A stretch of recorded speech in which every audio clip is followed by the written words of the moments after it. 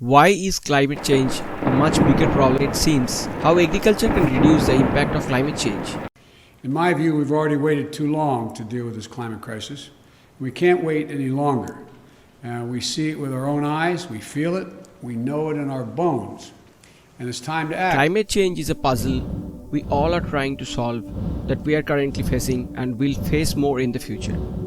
Let's deep dive into this to understand the puzzle so that we may understand the problem better. Welcome everyone to the channel. Today we'll learn about one more interesting area which we should explore to counter climate change. In order to understand climate change, we first need to understand what does it really mean.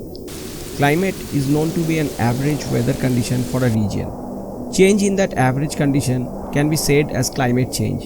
This is definitely not the first time climate change is happening. Climate change has always happened on Earth, which is seen in the geological record. It is the rapid rate of change and the magnitude of climate change occurs now that is the great concern worldwide. Climate change can be natural or can be anthropogenic or human-induced. Earth's climate has consistently been changing, even long before humans came into this picture. However, scientists have observed unusual changes recently. For example, Earth's average temperature has been increasing much more quickly than they would expect over past 150 years. The changes due to human activity is alarming because we see rapid growth in average temperature due to human-induced change. If we look at the graph, we will see that the average temperature has been increasing rapidly post-industrialization, and we are currently already at 1 degree Celsius above the baseline of 1950 to 1980. Now let's understand the greenhouse effect.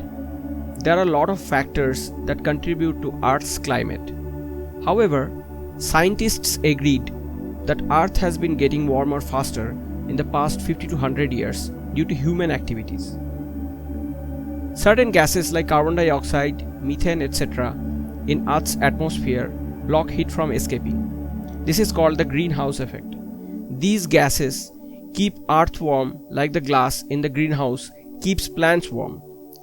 Human activities like production in factories, thermal power generation, various modes of transportation using fossil fuel are producing huge amount of greenhouse gases.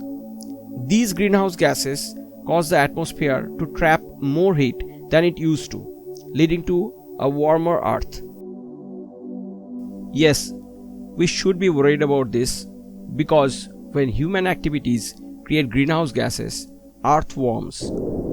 This matters because oceans, land, air, plants, animals, and energy from the sun all have an effect on one another. The interconnected nature of all these factors are known as ecology, and there is a risk of getting ecology unbalanced. The combined effects of all these things give us our global climate. In other words, Earth's climate functions like one big connected system. Nowadays, we have heard a lot of buzz around electric cars. The future is electric. An all-electric future. Electric vehicle. An electric car. No, I think electric cars are very much in America's future. Almost everywhere it is being discussed. We should not be complacent with the introduction of electric cars, hoping that this will solve the impact of climate change. We need to innovate more on other fronts of greenhouse gas emissions and explore different ways to solve the jigsaw puzzle. A part of society has started feeling that the silver bullet for climate change has arrived, but we are just scratching the surface of the bigger problem. In order to understand the situation more seriously, we have to go to a deeper depth. If we look at the greenhouse gas emitters by industry, we would see that the problem is much more complicated than it seems. And it's not enough by changing the private vehicles to electric. Electric cars are a small portion of the transportation industry. As per data from Gates Foundation and other resources who are working on the climate crisis, only about 25% of greenhouse gas emissions come from the electricity generation industry, and we have about 21% from the manufacturing industry. Transportation is about 14%, agriculture is 24%, and the construction of building 6% and 10% from other sources. Carbon dioxide, methane, and nitrous oxide are the primary three greenhouse gases. And when we say climate change due to greenhouse gas emissions, 72% carbon dioxide, 18% methane, and 9% nitrous oxide and 1% other is responsible for this. The Intergovernmental Panel on Climate Change was established in 1988 to provide policymakers with regular scientific assessments on climate change's current state of knowledge. Kyoto Protocol, an international treaty named after the Japanese city in which it was adopted in December 1997. This treaty aimed to reduce the emissions of gases that contribute to global warming. In force since 2005, the protocol called for reducing the emissions of 6 greenhouse gases in 41 countries plus the European Union to 5.2% below 1990 levels during the commitment period 2008 to 2012. It was widely hailed as the most significant environmental treaty ever negotiated. Paris Agreement. Paris Agreement requires that all countries, rich, poor, developed and developing, do their part and slash greenhouse gas emissions. Agriculture can adopt the practices of conservation agriculture or climate smart agriculture.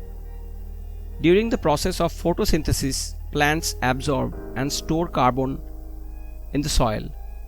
The process is called carbon sequestration. Tillage management is a technique of manipulating the soil in preparation for crop production. Tillage is agricultural preparation of soil by digging. However, full tillage has all along been contributing negatively to soil quality. Since tillage fractures the ground, it disrupts soil structure, accelerating surface runoff and soil erosion. It also releases the carbon dioxide sequestered by the previous crop. With zero or minimum tillage, more and more carbon dioxide can be captured in the soil. In case of full tillage, the entire soil and its microorganism will be disturbed. It shall also release carbon dioxide captured. But in the new age strip tilling or no tilling procedure, there will be minimum movement of soil, which will keep the microorganism undisturbed under the surface, which will help sequester more carbon dioxide. Also will reduce soil erosion due to rain or wind. In case we follow no tillage or strip tillage, there would be residue on the last crop left in the field. We need to work on managing the residue as well, and this crop residue management through conservation agriculture also helps improve soil productivity and crop production. When part of the crop residues are left in the field, the bacteria breaks down the residue in organic compost, which is good for organic microbial growth for the next crop. The residue also helps the oil erosion from wind, which also helps in maintaining the water level in the fields. Crop residues of common agricultural crops are important resources, not only as sources of nutrients for succeeding crops and agricultural productivity, but also for improved soil, water, and air quality. In India, we hear about a lot of buzz around burning the stubble in the fields that generates a lot of carbon dioxide, and the heat generated by fire also kills the microorganism in the field that damages the fertility of the soil. In India, burning of stubble is punishable as per Indian Penal Code and Pollution Act 1981. But still, due to costly and scarce labor force, farmers set the stubble on fire. Minimum tillage practices with proper residue management practices can help solve the problem for all. Crop rotation is the practice of growing a series of different types of crops in the same area across a sequence of growing seasons. It reduces reliance on one set of nutrients, pests and weed pressure, and the probability of developing resistant pests and weeds. Conversely, a well-designed crop rotation can reduce the need for synthetic fertilizers and herbicides by better using ecosystem services from a diverse set of crops. Additionally, crop rotations can improve soil structure and organic material, which reduces erosion and increases farm system resilience. Remember, we spoken about Kyoto Protocol. Each nation is awarded a certain number of permits to emit carbon dioxide up to a certain level. Imagine a situation where any industry in a country needs more limit for carbon use. It can take carbon credit from another country. The country with surplus credit will be able to sell a carbon credit to the country with deficit. There are countries and industries which just cannot limit their industrial activity within the limit provided. There are other countries who do not use all the limits of carbon provided to them. Hence come the opportunity to trade. Countries who do not use the limit can sell the part of the carbon they did not emit to those countries who need them, as they have exceeded the limit provided. Now imagine a situation where an industry is not able to keep its emission within the specified limit. It would go out of limit and will have to shut down its operation, which will impact the overall economy of the country. On the other hand, if farmers can save carbon with the help of a conservation agriculture, they would be within the specified limit of carbon emission and can sell the surplus carbon limit to the industry that needs it. It's a win-win situation for both. For farmers, carbon will become a second crop for them, and industry will be able to offset their carbon limit. Companies like Microsoft has bought 1.3 million carbon offset in 2021, and they will continue to do so as their target is to become carbon negative by 2030. Companies like Boston Consulting Group, Shopify, Barclays, JP Morgan Chase, GiveWith, IBM, Disney are committing to reduce their carbon footprint by buying more such carbon credits in future. We have one of the boldest commitments out there as Google, as a company. We've been carbon neutral since 2007. So by 2030, we have committed to be 24/7 carbon free.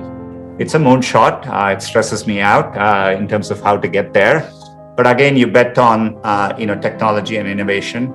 Even though the carbon market for farmers seem to be booming, there is very little they can do alone as farmers, as they are not well trained with conservation agricultural practices. Even though the carbon credit is high on demand, companies cannot negotiate to buy carbon credit from multiple farmers individually. Governments will have to come up with actions to train the farmers to do conservation agriculture and should start building carbon banks where the individual farmers can save their carbon credits. This will also help companies to buy carbon credit in large quantities